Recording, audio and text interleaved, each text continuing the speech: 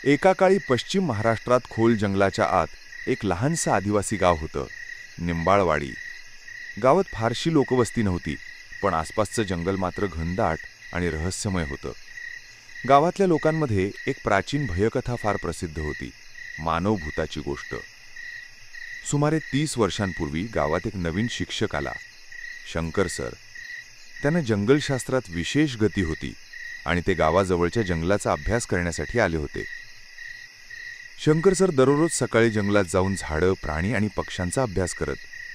गावकऱ्यांनी त्यांना वारंवार सांगितलं होतं की रानाच्या त्या मधल्या भागात जाऊ नका, तिथं मानवभूत फिरतो. पण शंकर सर शास्त्रवादी होते, त्यांना या गोष्टी अंधश्रद्धा वाटायच्या. एक दिवशी ते एकटेच त्या भागात गेले आणि मग ते परत आलेच नाहीत. 2 दिवसांनी गावकरी शोधायला गेले. त्यांना जंगलाच्या मध्यात एका झाडाखाली शंकर सरांची फाटकी डायरी सापडली. त्या डायरीत त्यांनी शेवटच्या दिवशी लिहिलं होतं, आज काहीतरी विचित्र अनुभवलं. एका झाडामागून एक मनुष्य दिसला, पण त्याचे डोळे लालसर होते, शरीर काळं आणि चालणं अगदी मानवी नव्हतं.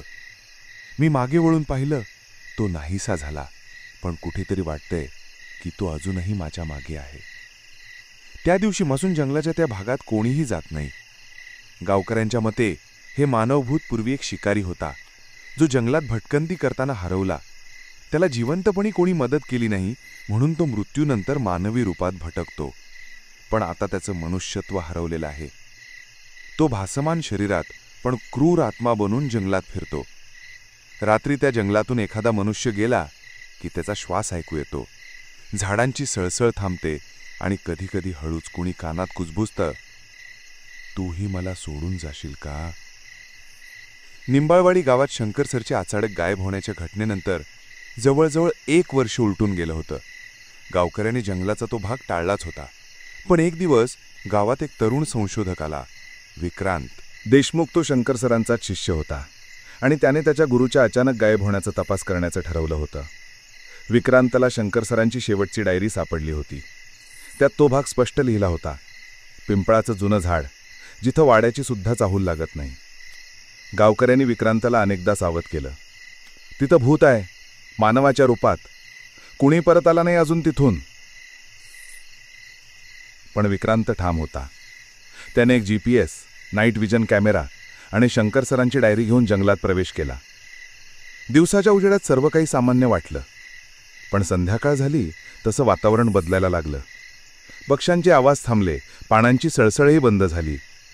आणि मग एका झाडामागे एक शब्द ऐकू आला, विक्रांत. तो थांबला. कधीही ऐकलेला नव्हता असा आवाज, थोडासा खर्जात पण शांत. तो आवाज पुन्हा आला, माझी गोष्ट ऐकशील का? विक्रांताने सावधपणे कॅमेरा चालू केला. समोर पिंपळाचं झाड होतं आणि त्याच्या सावलीत एक माणूस उभा होता.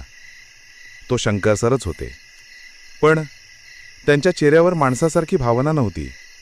डोळे पूर्ण पांढरे झालेले, त्वचा करडी आणि ते जमिनीवरून काही इंच वर तरंगत होते. विक्रांत घाबरून गेला, पण तो मागे फिरला नाही.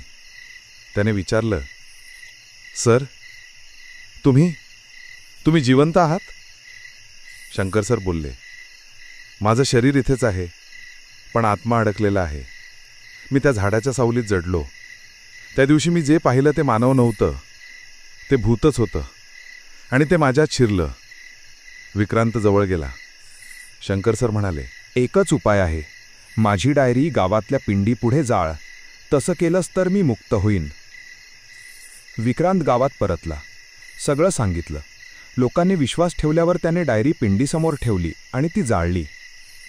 आणि त्या रात्री जंगलात एक वेगळाच आवाज घुमला, माझी मुक्ती झाली.